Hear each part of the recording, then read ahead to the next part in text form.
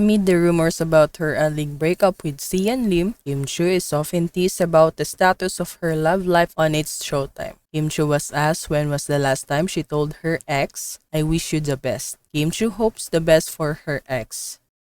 Naging tampulan muli ng panunukso si Kim Chu tungkol sa usapang ex sa episode ng It's Showtime kahapon, December 4, 2023. Nangyari ito sa bagong segment ng ABS-CBN noontime show na Especially For You, isang dating game kung saan kasama ng contestant ang kanyang ex. Sa isang punto, naging usapan na tungkol sa paghahangad ng tagumpay ng isang tao para sa kanyang dating karelasyon. Unang tinanong ni Vice Ganda ang co-host na si Vong Navarro. Sagot naman ni Vong, pag successful ka na, gusto mo na lang yung kaligayahan rin ng ex mo. Kumbaga, successful para pareho kayong successful. Tinanong din ni Vice si Karil na halatang umiiwas. Sabay sabi ni Vice, yun naman ang dapat. We should always wish the best for everybody. Sa puntong iyon ay binaling ni Vice ang atensyon kay Kim. Dinig ang reaksyon ng audience at pati na rin ang mga co-host. Balibalita ngayon na hiwalay na umano si Kim sa kanyang long-time boyfriend na si Sian Lim. Pagpapatuloy ni Vice sa tanong kay Kim kung totoong kapag ex mo na ay wala ka nang nararamdamang concern. Sumagot si Kim, totoo naman ang kasabihang I wish you the best. Kahit di mo birthday, di ba? Oh, di ba? Happy birthday! I wish you all the best! Ika nga niya. Kahit wala namang okasyon, gusto mo yung best para sa isang tao. Hindi roon nagtatapos ang panunukso ni Vice Ganda. Tanong niya, kailan mo huling nasabi yan? Na I wish you the best for your ex. Malakas na tawa ang reaksyon ni Kim Chu. Pabirong sagot naman ni Kim Chu kanina lang nung nag-birthday greeting ako kay Kuy Steady. Sa isang interview noong November 27, 2023, tinanong si Kim tungkol sa estado ng relasyon nila ni Sian. Ang sagot naman ni Kim, grabe, sa amin na lang muna yon. We will just keep it to ourselves na muna. Halatang iniiwasan ni Kim Chu ang mga tanong na tungkol sa estado ng relasyon niya kay Sian Lim.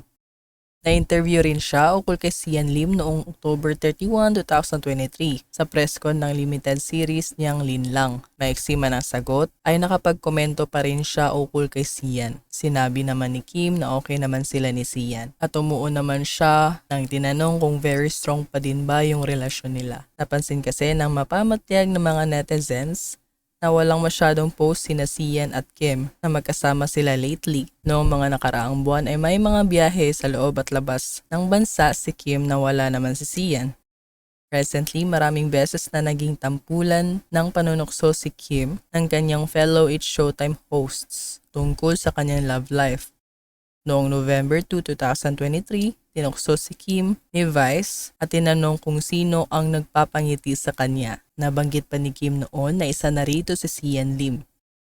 Last November 15, 2023, sa segment ng Tawag ng Tanghalan, kapansin-pansing ingat na ingat sina Ami Perez at Vong Navarro. Tatanungin si Kim Chu ng pag-usapan ng ukol sa pagkakaroon ng pinagdadaanan. Noong November 28, 2023, sa isang game segment ng noontime show, tinanong ng guest co-host na si Darren Espanto kung ano ang kakantahin niya para kay Kim. Inawit naman ni Darren ang Anong Nangyari sa Ating Dalawa, ang breakup song ni Eric Santos. Kita naman sa kamera ang malaking reaksyon ni Kois Jugs. Dinig naman ang malakas na hiyawan ng mga audience. Kapansin-pansin na nag-iba ang mukha ni Kim at pabirong sinakal si Darren. Hinamo naman ni Darren Espanto si Kim Chu. Nag-joke pa si Darren ng ang laki ng reaksyon ng madlang people. Sa gitna ng breakup issue, wala pa rin kinukumpirma or itinatanggi sina Kim Chu at Sian.